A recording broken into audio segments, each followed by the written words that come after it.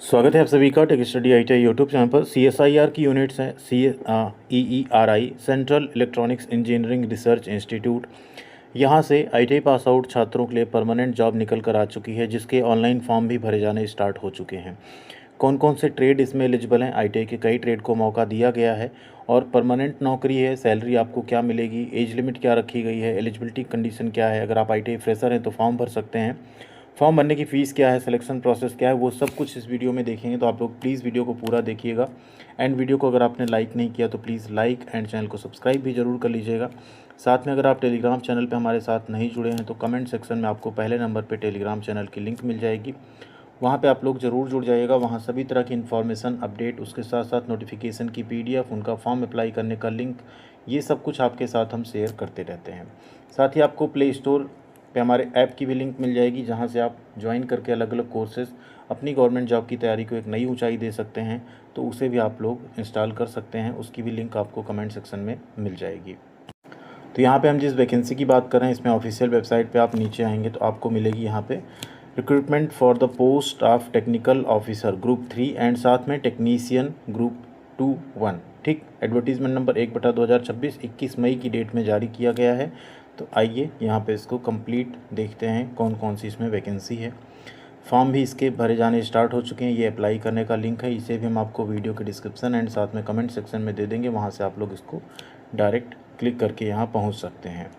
ये आपका इंग्लिश में एडवर्टीज़मेंट जिसको हमने डाउनलोड कर लिया एंड ओपन हो गया। ये 21 मई 2026 से लेकर 20 जून 2026 तक इसके फॉर्म भरे जाएंगे ऑनलाइन। किस लोकेशन के लिए भर्ती है? तो ये पिलानी राजस्थान के लिए वैकेंसी यहाँ पे निकाली गई है। इसमें जो वैकेंसीज़ हैं कौन कौन सी हैं, तो टेक्निकल ऑफिसर ग्रुप 3 की पोस्ट है। टोटल वैकेंसी 8 है, जिसमें SC कैटेगरी में 1, EWS में 1, UR में 6। आउट ऑफ 8 पोस्ट यहाँ पे 2 पोस्ट रिजर्व है PWD, VH एंड HH के लिए बैकलॉग में। लेवल 7 की आपकी सैलरी होगी 44,900 बेसिक होगा। अप्रॉक्स आपका जो इन हैंड आएगा 89,268 रुपये अभी के हिसाब से आएगा। ज्वाइनिंग तक की ओर बढ़ सकता है। 18 साल से 30 साल तक एज लिमिट यहाँ पे मांगी गई है। नेक्स्ट है आपकी टेक्नीशियन 1 की वैकेंसी। टोटल 14 वैकेंसी है। SC कैटेगरी में 2, ST में 3, EWS में 3, UR में 6 एंड 14 पोस्ट में से 2 पोस्ट यहाँ पर रिजर्व है PWD, HH, ID and MD के लिए। बेसिक आपका 19,900 होगा। अप्रॉक्स आपका इनिशियल सैलरी 39,728 होगा अभी के हिसाब से। आने वाले टाइम में जब तक आपकी ज्वाइनिंग होगी इसमें और ज़्यादा इंक्रीमेंट हो सकता है। 28 साल अपर एज लिमिट है। ये है जनरल कैटेगरी के लिए। इन केस आप SC ST हैं तो 5 साल, OBC हैं तो 3 साल की आपको छूट इसमें मिल जाएगी। और यहाँ पे एक और बात बता दें आपको, जो ट्रेड वाइज वैकेंसी है उसको हम नीचे यहाँ पे डिस्कस करने वाले हैं कौन कौन सी है।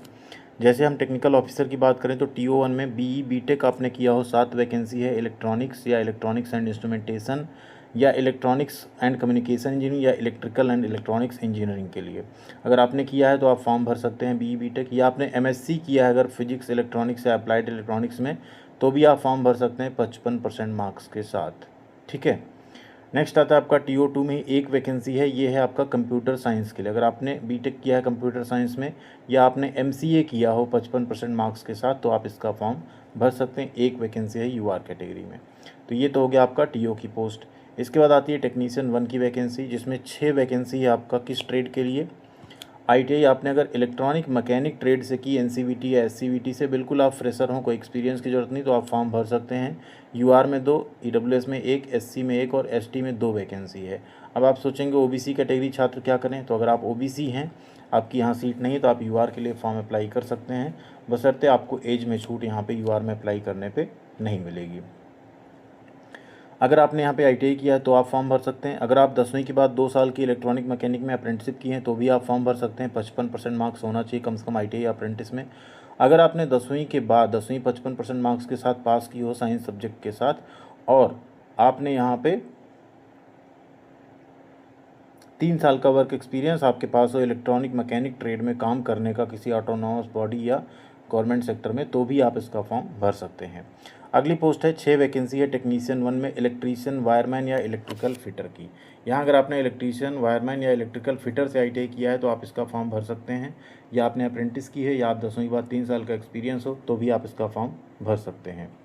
फिर आती है टेक्नीशियन 1 मेसन बिल्डिंग कंस्ट्रक्टर की। इसमें आपने अगर बिल्डिंग कंस्ट्रक्टर मेसन जो ट्रेड होता है उसमें ITI की हो या अप्रेंटिस की हो या 3 साल का वर्क एक्सपीरियंस हो तो आप फॉर्म अप्लाई कर सकते हैं। नेक्स्ट है ड्राफ्टमैन सिविल के लिए सिर्फ एक वैकेंसी है अनरिजर्व कैटेगरी में, तो सभी यहाँ फॉर्म भर सकते हैं, एक ही वैकेंसी है, लेकिन इसमें अगर आपने ITI DMC ट्रेड में किया है तो आप इसका फॉर्म अप्लाई कर सकते हैं।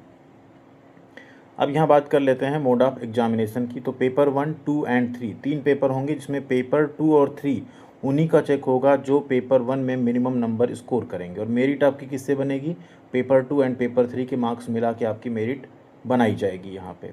मोड ऑफ सिलेक्शन जो होगा आपका, सबसे पहले आपका यहाँ पे स्क्रीनिंग कमेटी जो होगी वो शॉर्टलिस्ट करेगी कैंडिडेट्स को, फिर उनको ट्रेड टेस्ट के लिए बुलाया जाएगा, एंड ट्रेड टेस्ट के बाद यहाँ पे आपका रिटन एग्ज़ाम होगा।